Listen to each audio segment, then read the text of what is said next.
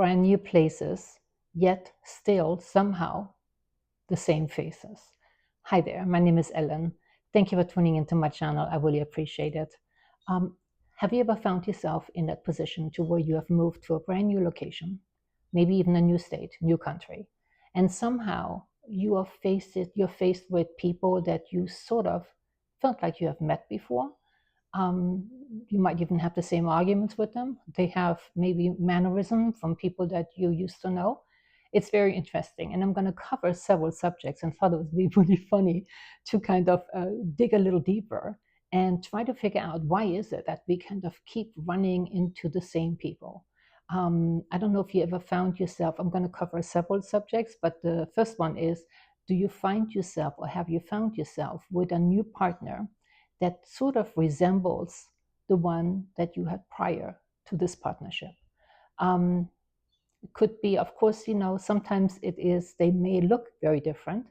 And, but then as you get to know them better, you realize, wait a minute, it's kind of like the relationship I had prior.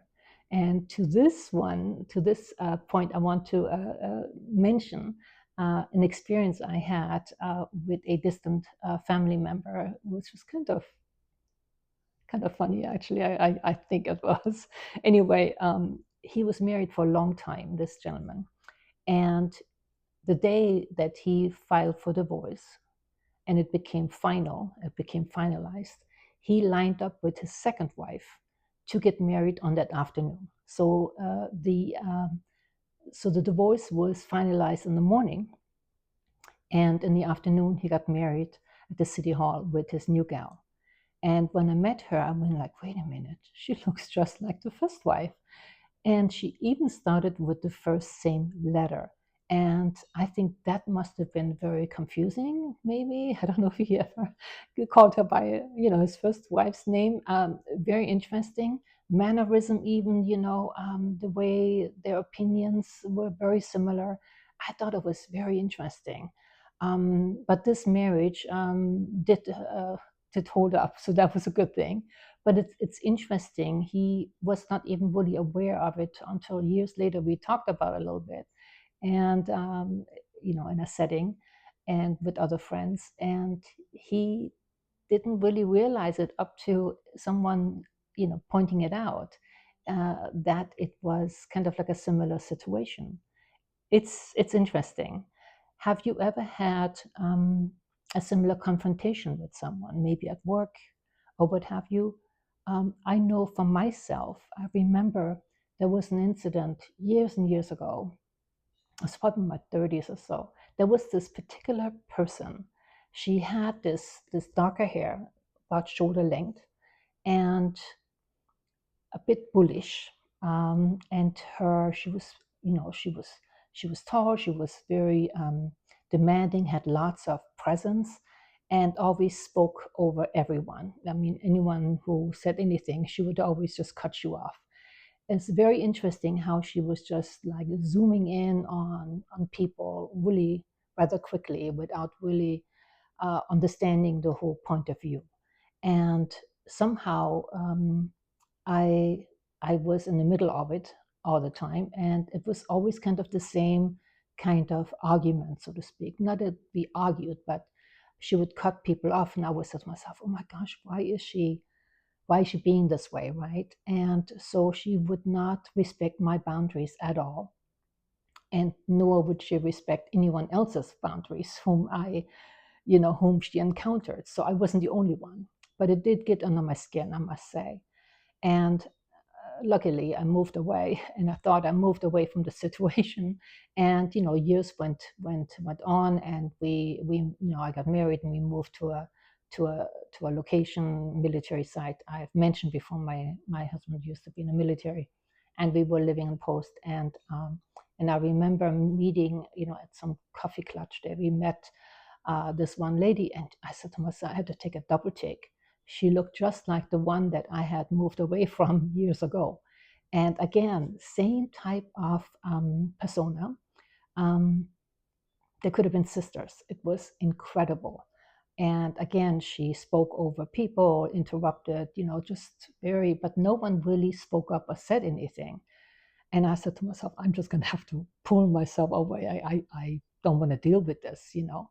But because there was a phone roster, you know, she got everyone's phone number. And so she called many times and sometimes invited herself over and what have you. Very interesting.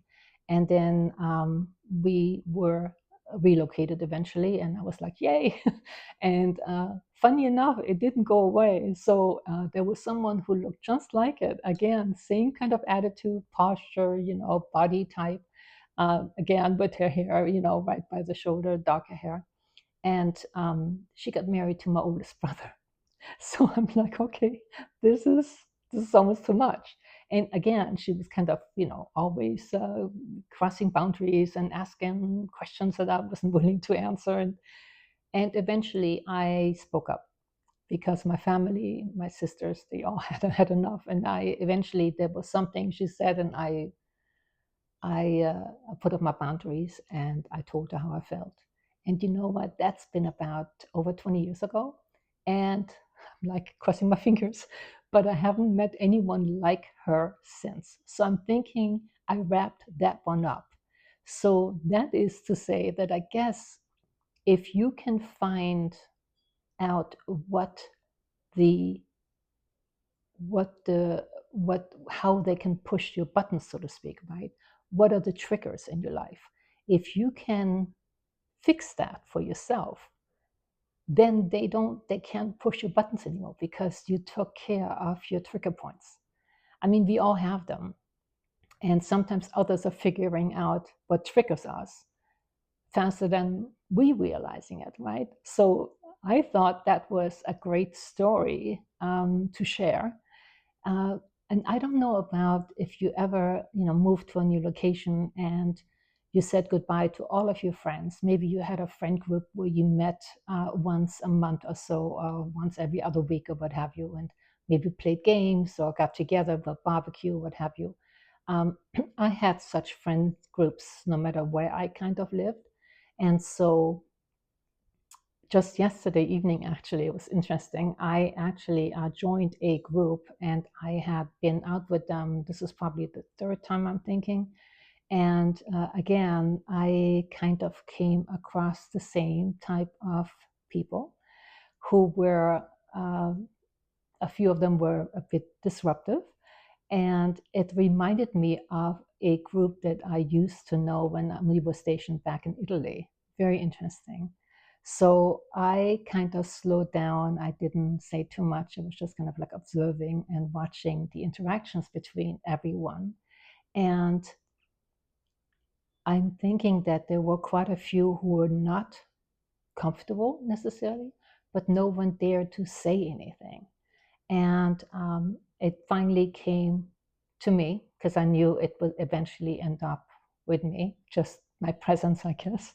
And but I changed the subject around and basically asked them to repeat what they were saying, and so then that way they had to come back to why they asked the questions that they were asking.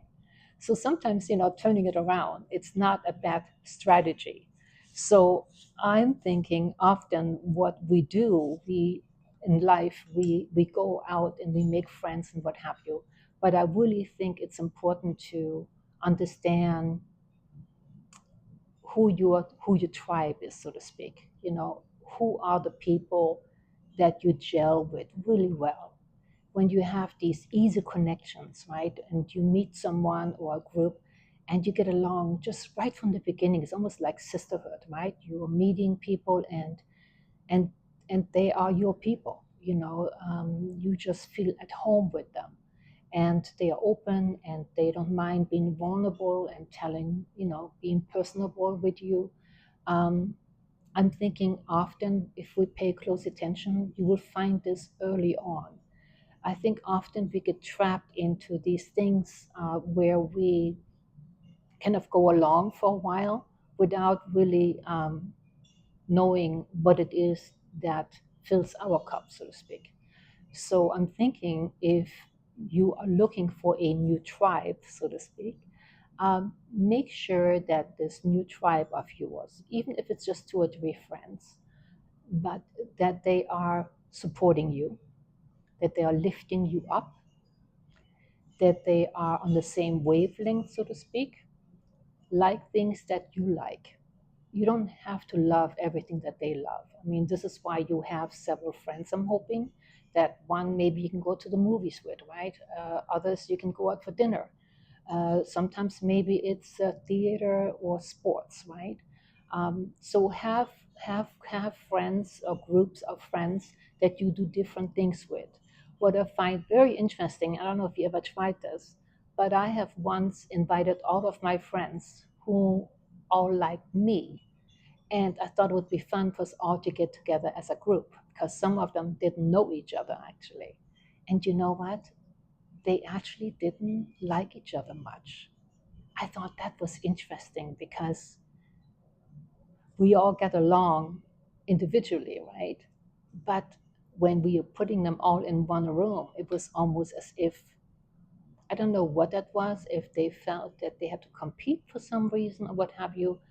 I just thought it was fascinating. They did not really care about one another because I thought that would be the best thing ever, right? To actually come into a to a to a group of people that like you like them, and they all like each other. So it's interesting how that is not necessarily an easy task. But I would encourage everyone to look for your own tribe because, honestly, life is stressful enough as it is. And if you cannot lean on anyone without always having to be careful in terms of what you're saying, who you're saying what to, I mean, that is no way to live. So I'm always thinking, it's good to have one or two really close friends. If it's three, great, right? And hopefully they all like each other as well. But sometimes, like I said, you go to new places and you keep having run-ins, so to speak, with the old faces. Some of them you're going to be happy to re-encounter, so to speak. They're just in different bodies, so to speak, but they are the same people. You can have the same laughs and what have you. Um, and then other times, you run into people that you maybe don't necessarily want to revisit, but things happen. And then just know what triggers you, fix that, and then show up a different way the next time. Don't let them cross those boundaries that you have worked very hard at establishing. I think that you owe to yourself to honor yourself, right? And to start new friendships with a new foot, so to speak, on a new foot. And so, with all that, I'm hoping that it was helpful and you will look at new friendships in a new way, and don't let old things that were upsetting you get in the way. Um, but I think it does start with ourselves and to figure out what works for us, what makes us happy, because we deserve happiness, don't we? So I'm going to let you go now. I have a new video every Tuesday and every Friday, and we will go to the next subject on, I guess it would be next Tuesday. All right, then. Have a wonderful weekend, and I will see you another time. Thank you again for tuning in, and do remember to share, like, and subscribe. It's always free. Thank you. Bye bye.